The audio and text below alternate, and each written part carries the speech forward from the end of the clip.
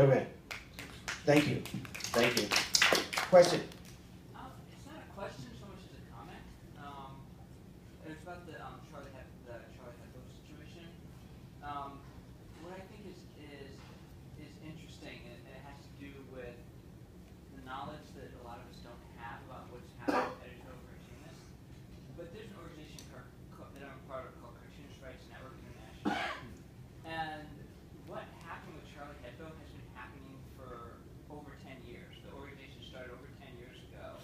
And at any given time, there's easily 10 to 14 cartoonists around the world that they are trying to protect, whose houses are literally being shot up, who are being firebombed. And it's not in France, it's in Africa, it's in Asia, it's in countries all over the world. And the organization got started in part because a lot of the journalist organizations weren't considering editorial cartoonists as journalists to be protected. And for me, it was very personal because it was literally I was a friend, someone who I knew was an editorial cartoonist, asked me to put up somebody who was from Africa and his house had been shot several times. He snuck him out of the country, and I was just holding him for a couple of days before they sent him to Canada where he was getting asylum. And so we look at this Charlie Hebdo like it's this big thing, it's this almost anomalous thing, and in actuality it is a norm that's been going on for quite some time. And Similar to police brutality. yeah. Yeah. Okay. Someone have a question? Just a question. It'll be the last one.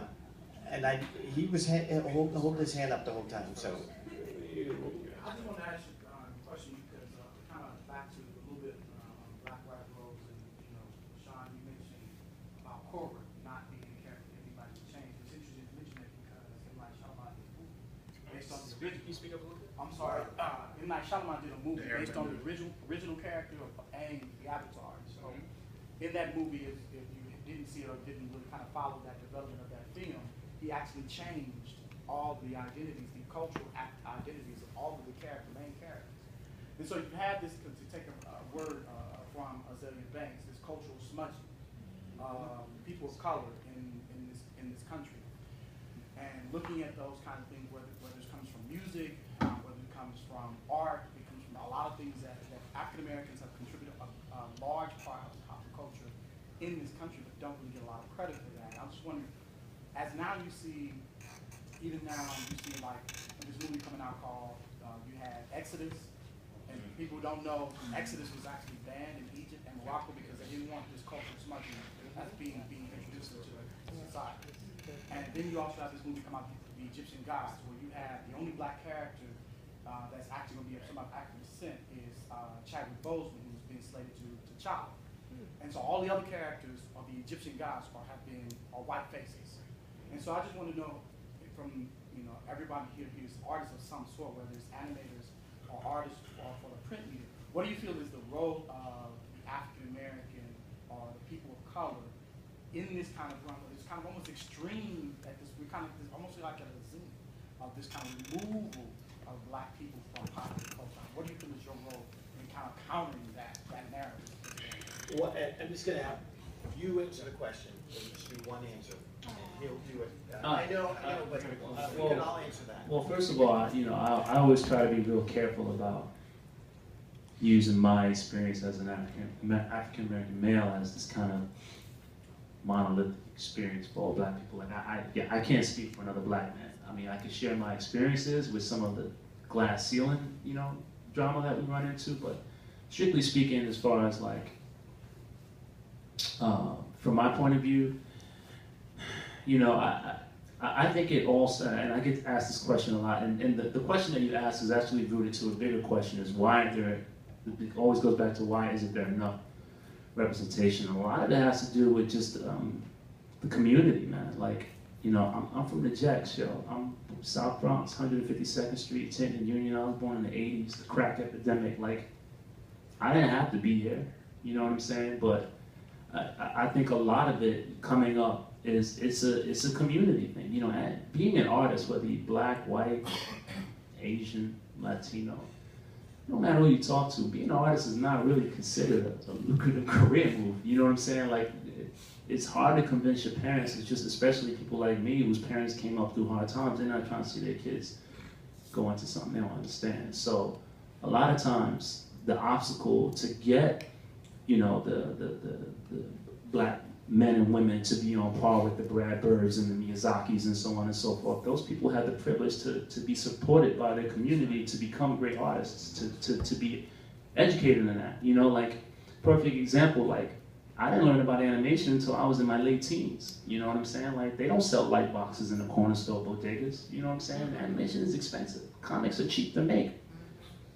That's why there's so many comic book publishers. You know what I'm saying? Like, you don't see a bunch of dudes saying, yo, I got an animation studio, as much as you see brothers having comic book companies. Like, animation is an expensive, articulate, hard process, and it's not something that people have a lot of access to. So strictly speaking, from my point of view, my responsibility is to do exactly what, you know, brothers and sisters of a lighter, you know, pigment have the privilege to do as well, you know? And part of that came from doing the same things they did, which is figure out a way, to get into the system. And I guess the point I'm trying to make is that there has to be a mass number of us. You got Rebecca Sugar, you got Pendleton Ward, you got all of these great creators that came out of Cartoon Network, Warner Brothers, Bruce Timm. Where the black versions of that? You feel what I'm saying? Like, it's not their responsibility. Like, we need to start encouraging our kids to be okay with liking animation, encourage them to learn the tools. And then you'll have 50, 60 black versions of Bruce Timms and these, you know, and then you'll have a lot more of us represented. You know, I think a lot of it has to do with encouragement in the community and getting us in the industry in mass numbers. But we don't need that anymore because we got the internet, you know? So my stance on this as a responsibility, like, I do what I like, and what I like is, you know, to see, you know, some people of color doing some cool stuff. You know, I've got show ideas that star white characters. That don't mean that I have a problem with, you know what I'm saying, creating shows with black people. I just think that there needs to be more Aaron Magruders, more Carl Jones, more brothers and sisters who are nerdy and crazy about this alchemy called animation in mass numbers. And a lot of that starts with education at the early stages. So it's not about why there aren't that many. It's about why y'all not letting y'all kids get into animation production. You know what I mean? So it's having access to that and being aware of it. So as a my responsibility, you know, is to do the stuff that I like, and I like anime, and you know, it's not a lot of brothers in anime, so I'm gonna do my thing. That's all right. That's right. Okay. I we could go all night, and I really don't want to stretch it out for too long. Please come down and ask the individuals.